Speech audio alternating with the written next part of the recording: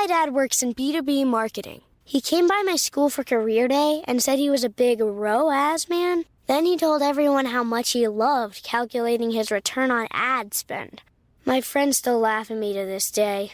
Not everyone gets B2B, but with LinkedIn, you'll be able to reach people who do. Get a $100 credit on your next ad campaign. Go to linkedin.com/results to claim your credit. That's linkedin.com/results. Terms and conditions apply. LinkedIn, the place to be, to be. We acknowledge the traditional owners of country throughout Australia and recognise their continuing connection to land, waters and culture. We pay our respects to their elders past, present and emerging. Hello there and welcome back to another episode of This Song Is Yours. I'm your host, Simon Fink, and today we have something truly special for you. Joining us are Zachary Smith and Ben Newman from the indie shoegaze band Diiv. Diiv, the Brooklyn-born band, is releasing their fourth studio record today, titled Frog in Boiling Water. This sonically stunning album is already being hailed by the media as the greatest political shoegaze album of 2024, and I can't help but agree this record is sonically stunning. Now, a few weeks ago, I had the pleasure of catching up with Cole and Ben to chat about all things Frog in Boiling Water. In today's episode, we're going to dive into the challenges the band faced between records, challenges that almost prevented this album from being made. Luckily it was, so we're here to talk about it. We're going to discuss their evolution of the band's dynamics and how they approach songwriting and recording and how that's kind of changed over the last few years as well. We're also going to explore the songwriting behind this record, including one of our favourite tracks, Little Birds. And then at the end, we're going to push the guys for answers on whether we can expect to see them touring in Australia anytime soon. We want to say a massive thank you to Lavelle for her invaluable help with today's episode. And don't forget, for all details on Diiv and where you can buy the record and further information on this podcast, This Song Is Yours, be sure to check out today's show notes. So let's not wait any further. Let's get into it. Here is our conversation with Cole and Ben from Diiv.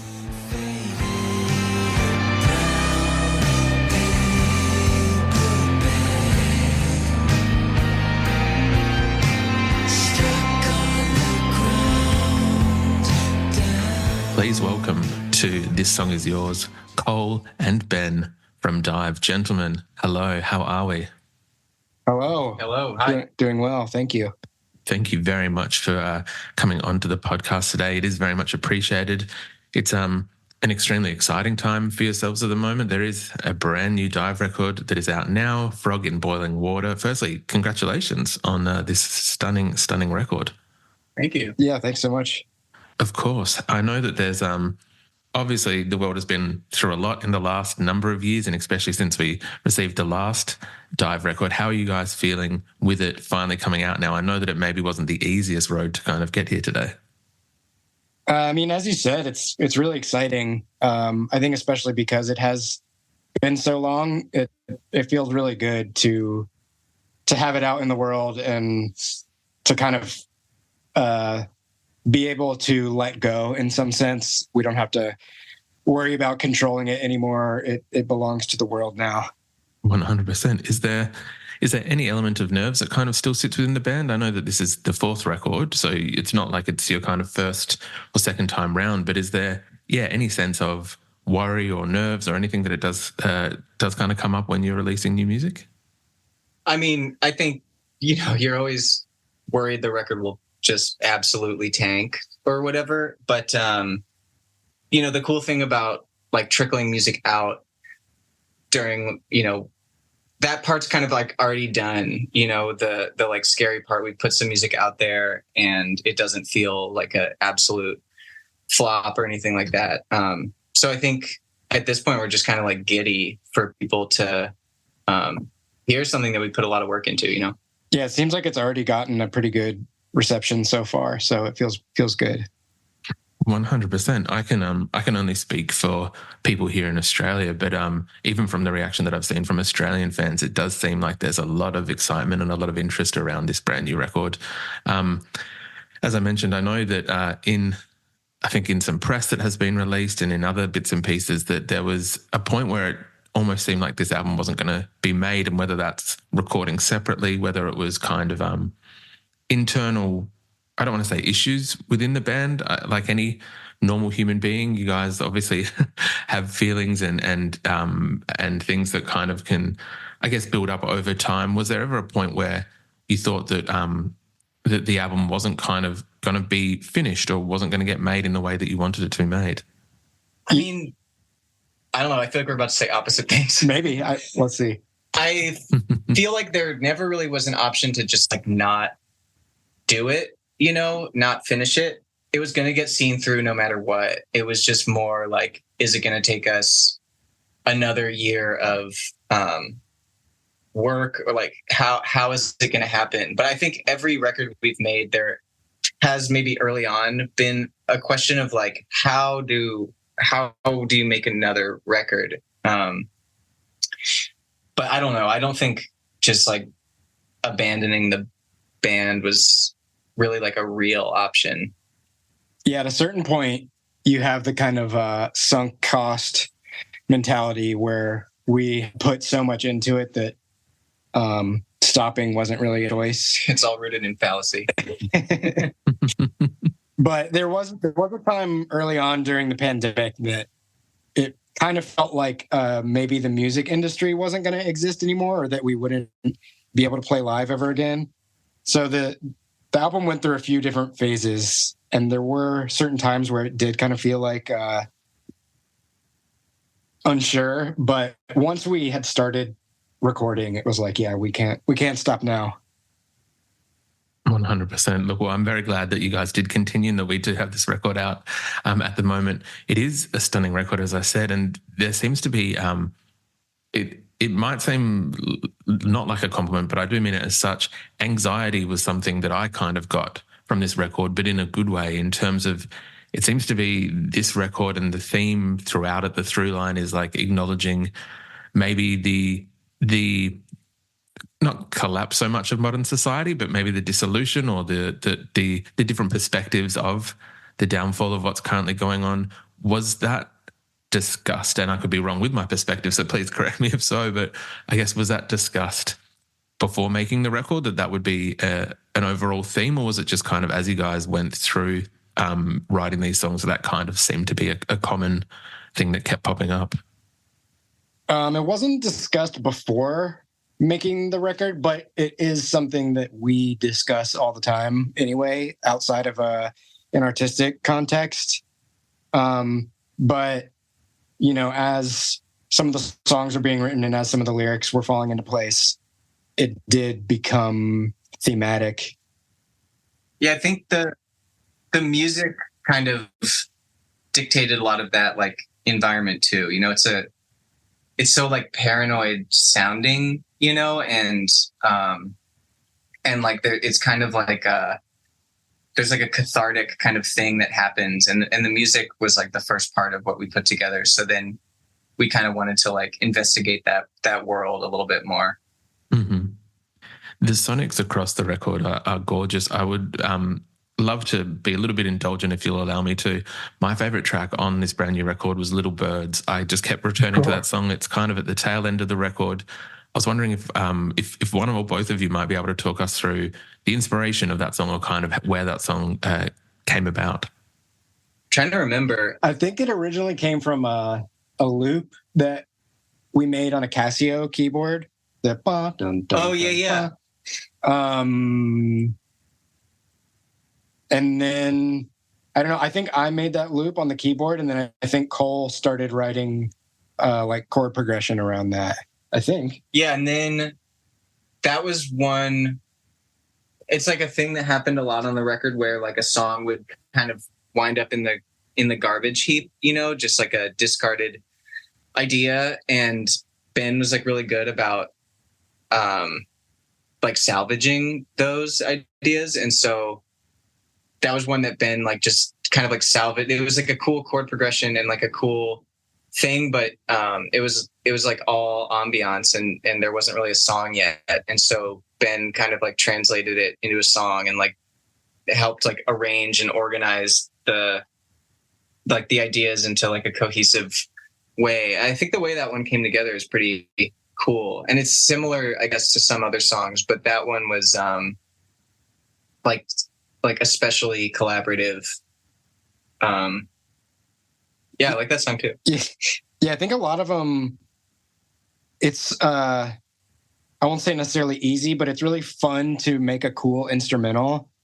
But if you can't find a vocal melody to put on top, then yeah, it kind of just gets discarded until someone can do that. So I think that happened with a lot of our demos where they sounded cool, but until someone makes a vocal melody, it doesn't feel like a song. And then once that's there, it's easier to get inspired to then arrange it into like a verse, chorus, verse type of arrangement, because there's kind of something to anchor it rather than just like some ethereal instrumental track.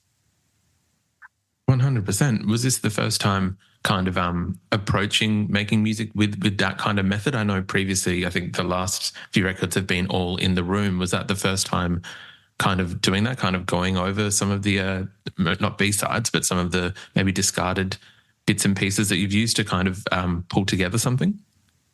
There are like a lot of different like processes where like the original ideas would come from. You know, part of it was during lockdown, so we're by ourselves and just kind of like writing songs alone into the computer.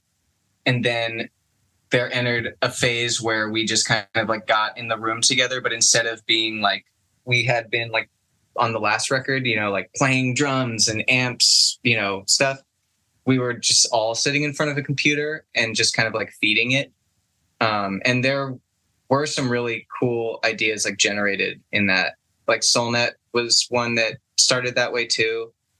And so that and like a couple others are like have their origins in like that process. And then we like went through and refined them, and we would, you know, start new songs in different type of processes. But for specifically that one, it came from like, yeah, us like jamming into the computer on the type of gear that we wouldn't normally use, you know, tape machines and like old keyboards with drum loops in them, and yeah, stuff like that.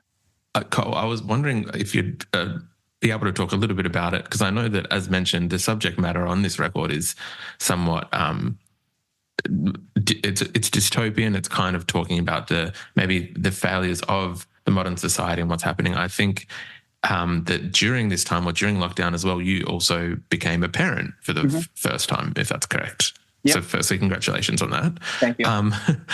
I guess, what was that kind of like? Because I imagine that there's a number of positive emotions that are kind of running through your mind and in your life during that time, and then constructing something that's maybe on the other end of the spectrum. What was that kind of balancing act like? I mean, I see that kind of like complexity being like essential to the record, like finding hope in, or like finding something to live for in a world that doesn't offer a lot in terms of like happiness for people, like, you know, so finding like meaning and kind of like wrestling with those decisions to like bring a person into the world was like, you know, it was like that's all stuff I was thinking about like during the lyric writing process. And I think it helped like root the song in like more kind of like real world complexity instead of just like a caricature or something, you know, or like a completely black-pilled thing, you know, and that was like my personal hope. That's the thing that, you know, I like to this day live for, but I think for everybody it's different. So we wanted to examine like where that hope comes from for, you know, some of the characters or archetypes on the record too.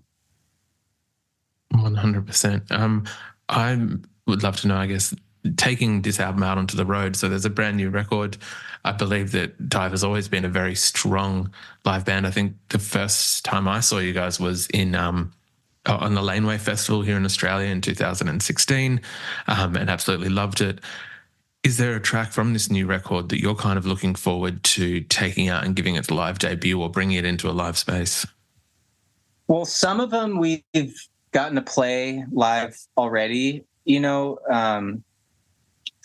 We didn't really like road test them like we had on Deceiver, where we were kind of playing like unfinished songs on the road and and like figuring them out in real time. But we went on tour after we finished the record, and so we've been playing like 4 or 5, something like that. Mm-hmm. And I know, like, going into it, we were really excited to play the track In Amber, the first track on the record, because it felt so like kind of like difficult to pull off. So it was this kind of like puzzle to solve, like how do we like deal with all these layers of guitars and the dynamics and all this stuff. And so it was a really fun puzzle to put together, which I think, we did.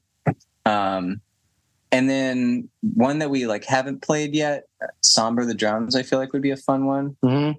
I don't know. They're all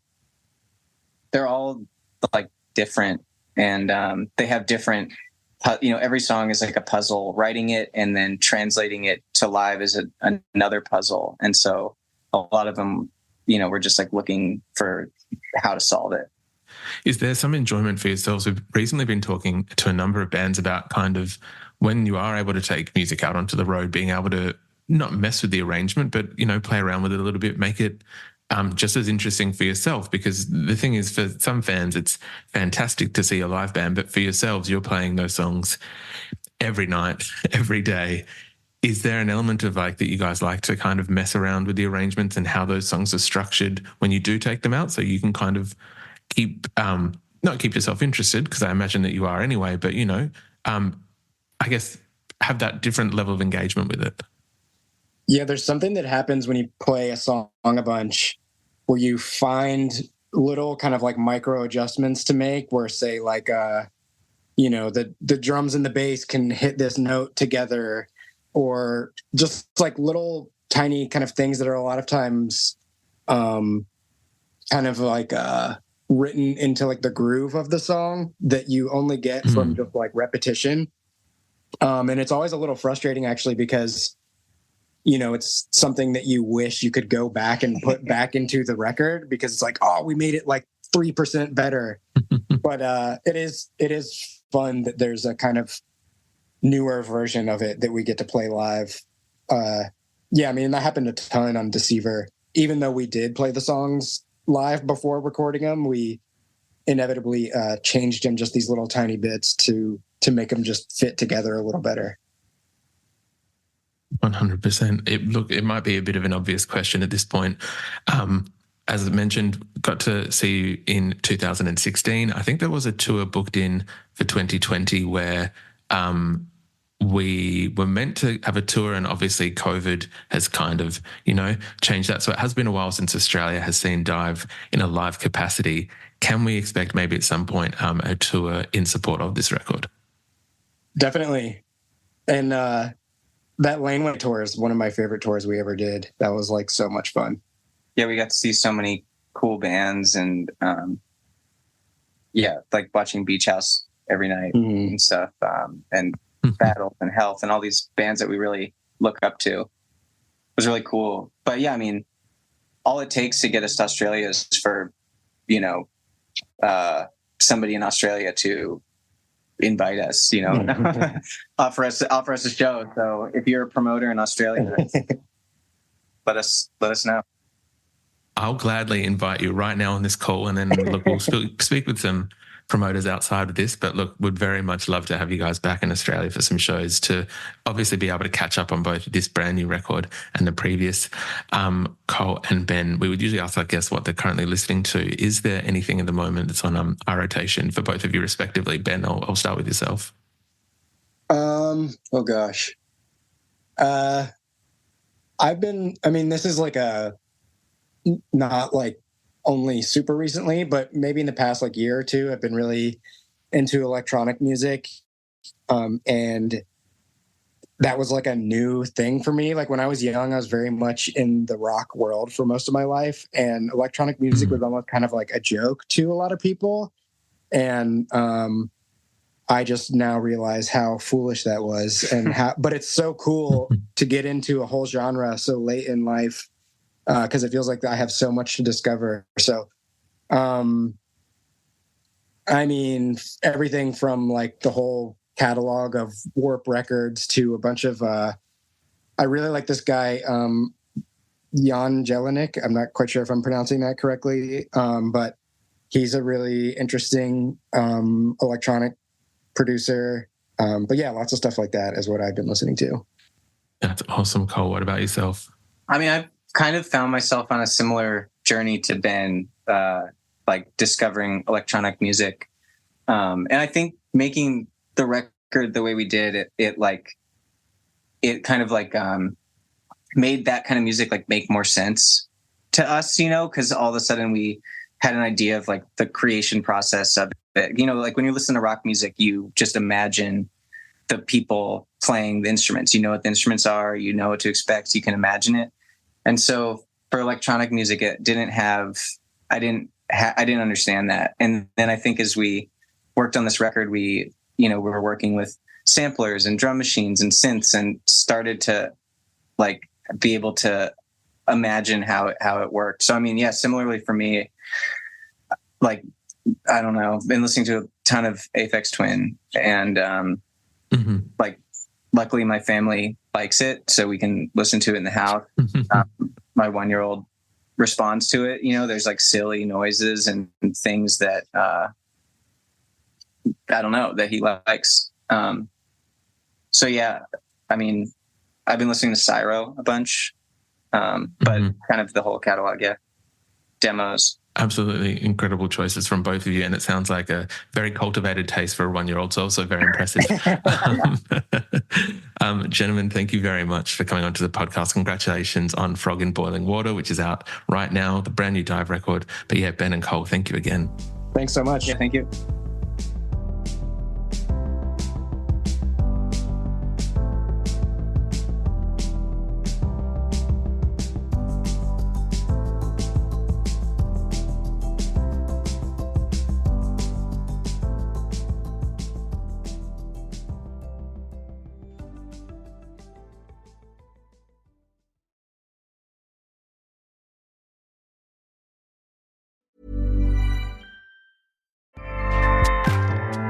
Acast powers the world's best podcasts. Here's a show that we recommend. Hi, I'm Zibby Owens, and I am the host of the award-winning podcast, Moms Don't Have Time to Read Books. I have daily author interview podcasts, over 1,600 of them that I've recorded over the last 5 years.